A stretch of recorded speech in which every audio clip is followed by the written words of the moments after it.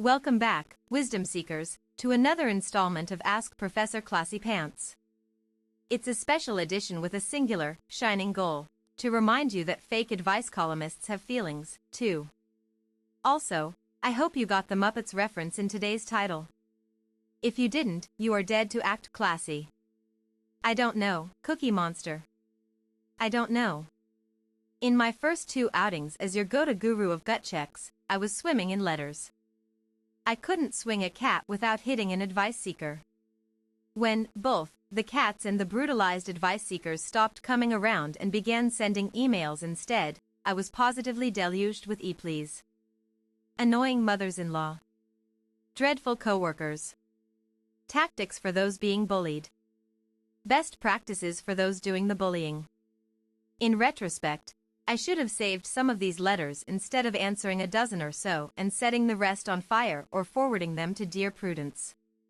Because now, dear readers, I have no letters. Do I think it's because no one wants my advice? No. Do I think it's because people are afraid of the truth? Yes. So, this week, I am taking on the cowards and offering entirely unsolicited advice. I am going to post questions I've never been asked on the street. Then I'm going to post answers to questions no one bothered to ask me. And because I am on the internet and you are not, you will sit there, you will listen, and you will like it. Confused yet? Good. You deserve it.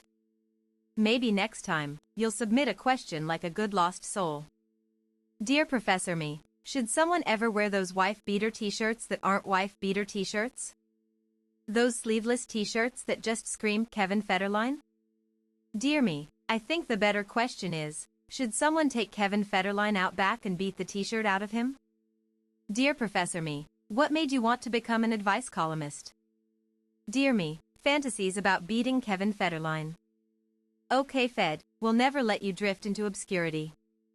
Dear Professor Me, isn't this column a rip-off of Dave Barry's old Ask Mr. Language Person bit?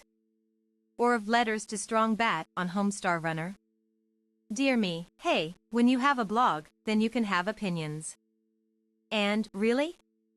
A Dave Barry reference? It's 4 p.m. somewhere, shouldn't you be getting ready for dinner, reading a Denny's menu aloud to a bored teenager? Dear Professor Me, wait, aren't you the advice seeker and the advice giver in that last scenario? By admonishing yourself to hold your opinions until you get a blog, haven't you torn a hole in time and space? Dear me, I'm sorry, do I know you? Can you say wormhole without snickering? Me neither. Dear Professor Me, I have to tell you about the future. Dear me, oh, look. A van. Wow. Advice seeking isn't as easy as I thought.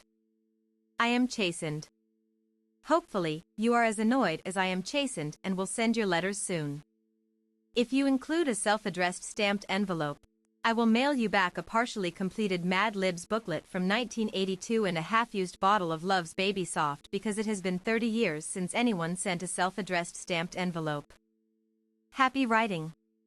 Thanks for stopping by to live, love, and learn. Be sure to join us next week. And remember, act classy and you will be classy. Ish. Have a question for Professor Classypants? Feel free to use our magical form that lets you enter information into rectangles. When you hit submit, the form sends electronic mail to Professor Classypants with your message. Great, now we've over-explained things.